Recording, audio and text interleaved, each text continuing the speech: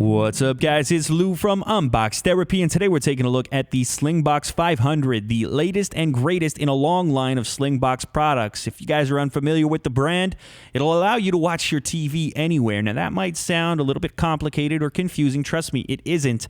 This device will extend your living room TV experience in full 1080p HD, and it'll connect to a number of different wireless devices so you can watch that content from a PC, Mac, tablet, smartphone, or maybe just another TV if you want to sling it to another TV in another premises, maybe at your cottage or maybe in your office like us here. If you want to watch some live sports and you don't want to get another cable subscription, this is a great, really easy way of doing it. So this is the 500 model, which is the top of the range, but they also make a 350 model, which is a little bit more affordable. If you guys want to check out pricing, availability, and compare the two, I will drop links down in the description so you can do that. Now let's get to the unboxing and talk about the actual device. The first thing that strikes me is the design. This is not your standard set-top box. Instead, they've gone with a pretty cool wavy design here, so it's going to look pretty futuristic underneath your TV, and you're going to get people asking about it saying, hey, what the hell is that thing? You say, it's my Slingbox, dude.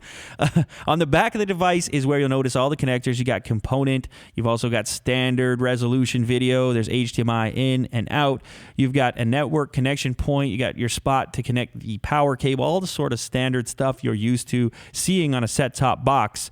You've also got some paperwork included, and all the cables that you're going to need are underneath. I'm not going to bore you too much with the paperwork because this is an unboxing video. Why would you need to see the quick start guide? The video is the quick start guide, but as you can see, they've included a bunch of cables, which is a good thing. It means that you're going to be able to get up and running quickly and that they have included everything you will need. You won't have to be scrambling around looking for even batteries. Even the batteries are in here. So over on the left-hand side, you'll notice first you've got a network cable. That's always a positive thing. Next, you have the very important IR emitter cable.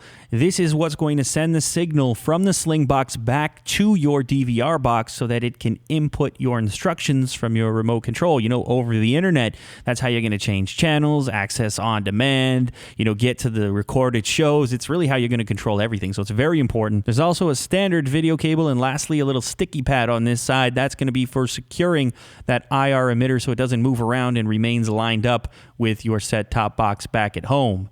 Now, there's a bunch more cables in here, and this is a good thing. It means that you can connect and interface with a number of different televisions. If they're a little bit older, maybe you've only got, component inputs or something like that.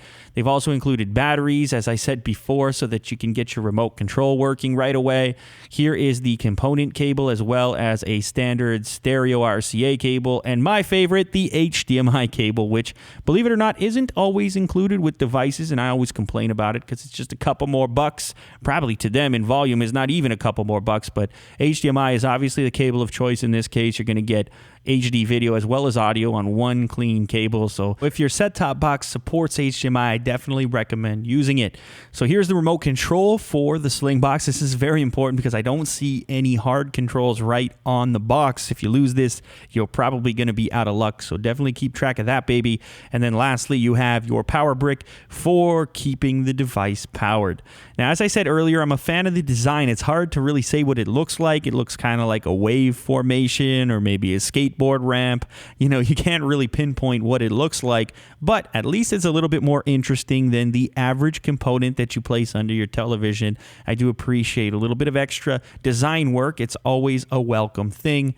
I'll give you a few more close-ups on the back of the device so you can get a better idea of all the inputs and outputs, and you can decide, if this is going to work for you. As I said before, you've got components, standard definition picture, which I wouldn't recommend using. You've also got HDMI network. It's really everything you need back there. There's also a port, of course, for that ever important IR emitter that I mentioned earlier, and the USB can actually be used for connecting external storage. Now, something that I do want to mention before the video's over is that you will need a fairly chunky internet connection, or at least a decent enough internet connection to stream HD seamlessly. You'll need about a 2 megabit connection. Actually, that's not that beefy. Most people have it. If you're going to be watching watching on mobile, though, that's something to think about. Although on a small screen, you might not need full HD. SD viewing can happen at 600 kilobits, so that's pretty damn cool. Anyway, guys, that's been a quick look at the Slingbox 500. If you guys want to see more about this, maybe you want to see me connect it, hook it up, I don't know, definitely leave a thumbs up down below. Maybe I'll continue the content and coverage on this device. I want to thank you as always for watching, and I will catch you guys on the next video. And remember, if you're interested in pricing and availability on this model or on the 350 model, which is a little bit cheaper, then check out the links down below for that comparison. All right, guys, later.